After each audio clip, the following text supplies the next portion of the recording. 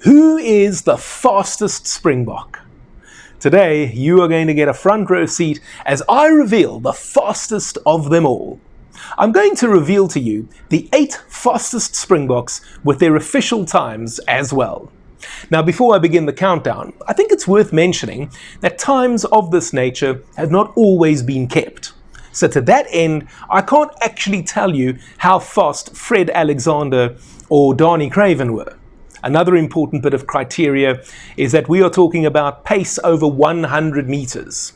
Fun fact, Richard Bans was one of the fastest players in the Springbok squad over 50 meters. But once they ran further than that, he would fall further and further and further behind. It's one of the reasons he was able to score that famous try against the All Blacks in 2003. And I think it's also fair to say that this is a topic that has fascinated rugby fans for the best part of forever. You can go back to men like Chol Latachan, Jaco Reinach, and Peter Hendricks to find examples of rugby players who also excelled as sprinting champions in athletics. Some of these men have even held national records, and yes, at least one of them is going to be mentioned in this list. So let's get going with number 8, Cheslin Kolbe. We're talking about a man here who has clocked a time of 10.70 seconds for the 100 meters. And of course, who can ever forget that try in the 2019 Rugby World Cup final, which if you're a regular here will know, it features one of my all-time favorite pieces of commentary.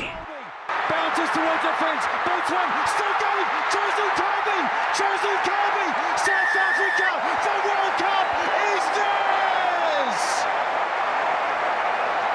At number 7, we have Jongi Nokwe, who recorded a time of 10.57 seconds for the 100 meters. Jongi's opportunities at international level were limited, and I think any wing, except for Bryan Habana and JP Peterson, were going to struggle for game time in those years. Nokwe's most famous moment in the green and gold was when he crossed the try line 4 times against Australia at Ellis Park in the Tri Nations. We won 53-8 that day. Number 6 is Danie Gerber, die Doring van Dispatch. Danie was my first ever favourite rugby player when I started watching as a young boy. Yep, 9-year-old me wanted to be Danie Gerber. A time of 10.50 seconds for the 100 meters is very impressive. And don't forget, Danie also scored our first try after readmission. It came against the All Blacks in Johannesburg.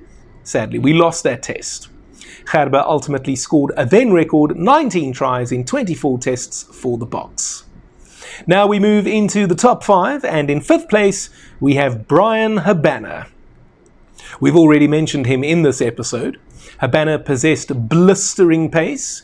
He is South Africa's all-time top try scorer in tests with 67.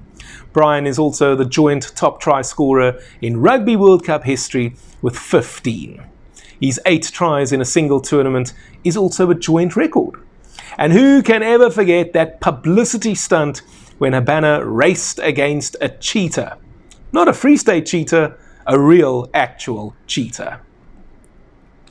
At number 4, we have Seabelo Senatla. Now, okay, I might be taking liberties here since Seabelo is technically not a Springbok, but he is an Olympic Games bronze medalist and Commonwealth Games gold medalist with the Blitzbokke. He has also represented South Africa A, so it's not like he hasn't been close to full national team colours, and you could argue that he has already achieved full national team colours since he's represented his country at Sevens level. And in any case, you'll be hard-pressed to find a Stormers supporter complaining about me adding him here. Oh, and I almost forgot to tell you that Senatla has clocked a time of 10.35 seconds for the 100 meters. Number 3 is Lwazi Mvovo. I must admit, I had hoped for more from Lwazi as a Springbok. He came into the picture at a time when the likes of Peterson and Habana were actually finishing up. Mvovo possessed blistering pace, to be sure. A best time of 10.32 seconds for the 100 meters is a testament to that. I thought he was a very solid defensive option too. But a combination of injuries and playing at the wrong time didn't help him at all. Pete, what do you mean? You just said Lwazi came in at the time that Habana and Peterson were finishing. Yep, that's quite right. I did say that. What I didn't say is that Mvovo hadn't been around very long before men like Apiwe Jantshi, Spoon Corsi, Makazole Mapimpi and Cheslin Kolbe began to make their presence felt. So yeah, unlucky, because he was certainly good enough to have played more than just 17 tests. And that brings us to number 2. You've heard his name a little earlier too, Jaco Reinach. This man was an out-and-out double sporting superstar. Not only was he an outstanding rugby player, but he also held the South African 400-meter record at the time, 45.01 seconds. That was set in April 1983, and it was only broken in 1999 by Arno Malherbe. Reinach was also considered the fastest 400-meter athlete in the world at the time. That's 1983. Reinach's official best time for the 100 meters is 10.30 seconds. And in a way, we had to wait until 2016 to see anything like it on the track in South Africa. Wade van Niekerk was the only man who then could go under 10 seconds for the 100, under 20 seconds for the 200, and under 44 seconds for the 400.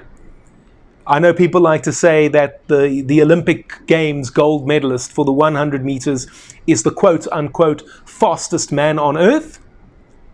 Screw that. Wade van Niekerk was the fastest man on earth in 2016.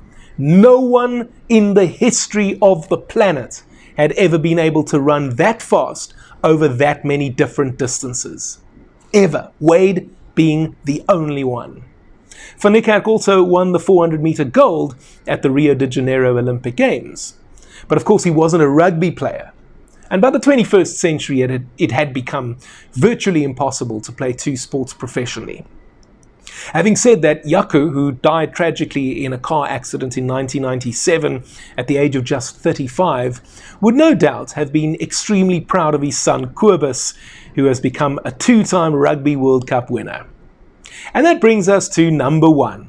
The fastest Springbok over 100 meters ever officially recorded is, drumroll, Tonderai Chavanga.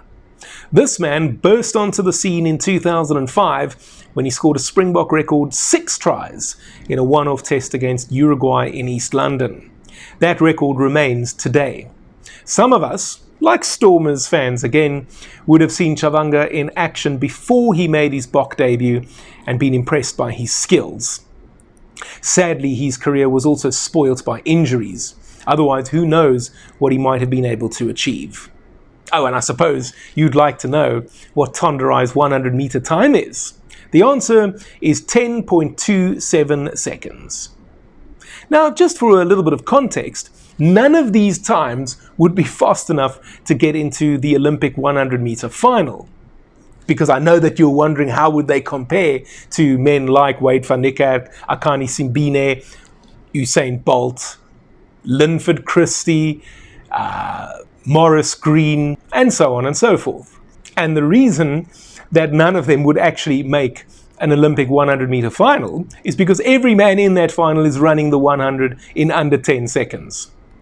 Having said that, about a decade ago, no South African man had ever run 100 meters in under 10 seconds. Simon Magakwe did it in 2014. He was the first one. And then suddenly, a whole bunch of our sprinters did it in quick succession. It was a psychological barrier broken. And now we have a man like Akani Simbine, Olympic bronze medalist in the 100, who is running under 10 and even under 9.9 on the regular these days. I think he has got a great shot at actually winning the gold medal at the World Championships later this year. And why not? We are a nation of winners after all. So with that in mind, men like Reinach, Chavanga and the others could well have accomplished that feat if they were dedicated professionals. It's actually quite scary to think about what they could have done. I'm not saying they would have won the 100-meter gold medal at the Olympic Games. I'm just saying they could have potentially been 100-meter sprint champions for South Africa and competed at the Olympic Games in the 100 meters. And I would single out Danie Gerber and Jaco Reinach in particular, because they only ever competed as amateurs. Just think what they could have done if they were dedicated to the craft full time. So what do you think? Are you surprised by this list? Who did you expect to see here, but they missed out? Let me know in the comment section down below. And while you're down there, why not help me out with a super thanks? I'd love to do this full time and make even more videos for you. I'd also love to go to Australia in 2027 and cover the Rugby World Cup for you from down under on a daily basis. But in order to make that happen, I'll need some support. Super thanks is the heart button with the $sign inside of it. You'll be able to make a highlighted comment, and I promise to reply to it as well as hit the love button on your comment. You'll also have the opportunity to make a donation to my channel of your choice. It can be 10 Rand or 10,000 Rand. And if you're Johan Rupert, then you know what I'm expecting you to do. If you're not yet ready to support me in that manner, you can also just spear tackle the like button or croc roll it if you like. You can also subscribe to my channel if you haven't already done so. So, Tonderai Chawanga is the fastest recorded Springbok over 100 meters. You can go check out this exclusive interview I did with him where we discussed his Bok career in full. You can also watch this exclusive interview I did with Richard Bands. Remember I told you how fast he was over 50 meters? Go check out what else he had to say over here. And I'll speak to you next time.